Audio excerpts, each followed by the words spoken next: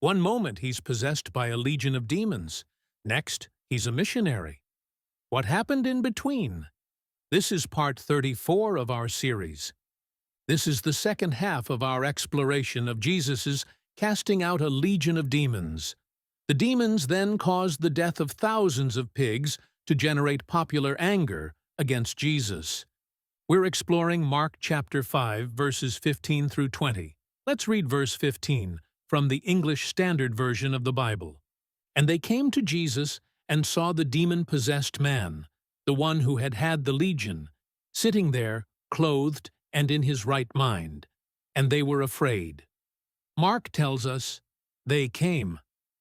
Who are they? At the end of the previous video, the swineherds went off to the cities and towns to tell people about the death of the thousands of pigs. They came to investigate, and what did they find?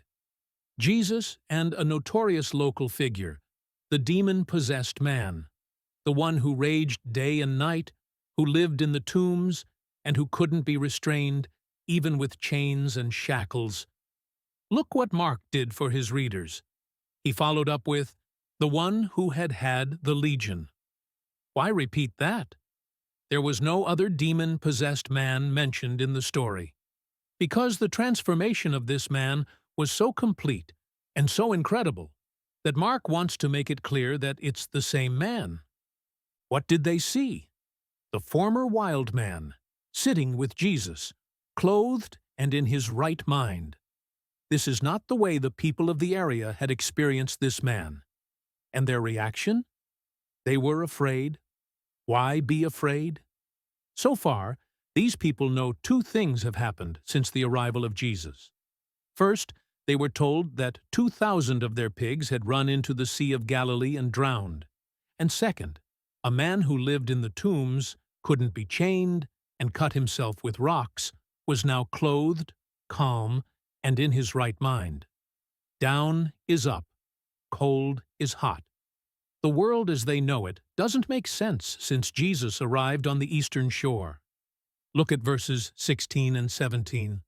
And those who had seen it described to them what had happened to the demon-possessed man and to the pigs. And they began to beg Jesus to depart from their region. What happened next? The eyewitnesses recounted what had happened in front of Jesus and the formerly possessed man. Would Jesus deny it? Did they misidentify the man? Apparently not. They begged Jesus to leave the area. Why would you ask a miracle worker to leave the area? Because pigs aren't cheap, and they lost 2,000 of them since Jesus arrived. Whoever he is, and whatever he has planned for the area, these people want no part of it. How did Jesus respond? Look at verse 18. As he was getting into the boat, the man who had been possessed with demons begged him that he might be with him.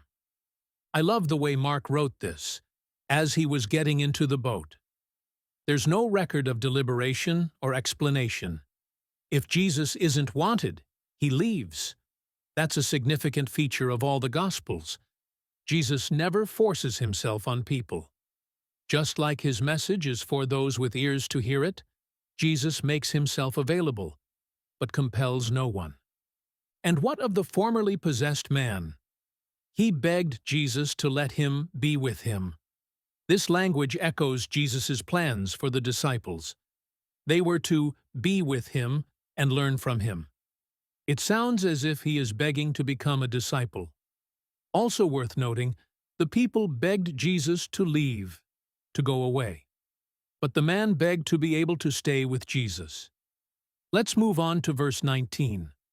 And he did not permit him, but said to him, Go home to your friends, and tell them how much the Lord has done for you, and how he has had mercy on you. Jesus said no. Instead, he told the man to go home. Not to the tombs, the realm of the dead, but home to the land of the living. Go tell your friends what the Lord has done for you, and how he has had mercy on you. Who is this Lord? Certainly, Jesus is not referring to himself. Who then? The Jews do not speak the name of God. Instead, They call him Lord, Adonai in Hebrew, or Kyrios in Greek. And where are we? On the eastern shore of the Sea of Galilee, in the region of the Decapolis, a predominantly Gentile area. But Jesus tells the man, "Go tell everyone what the Lord, the God of Israel, has done for you." And what happened? Look at verse 20. And he went away and began to proclaim in the Decapolis how much Jesus had done for him, and everyone marveled. So the legion of demons killed the pigs to discredit Jesus and make him unwelcome.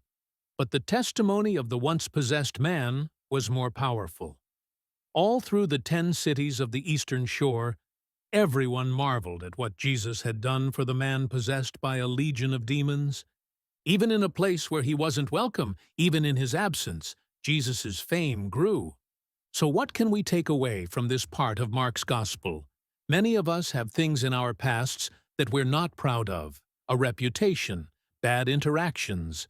But there is a powerful testimony available after we've received mercy and have been restored to our right minds. Who knows what might happen if you go home and tell your friends what the Lord has done for you? In our next video, will Jesus be on time to help a sick little girl? Thank you for watching So What Scripture. Please subscribe to the channel and share this video.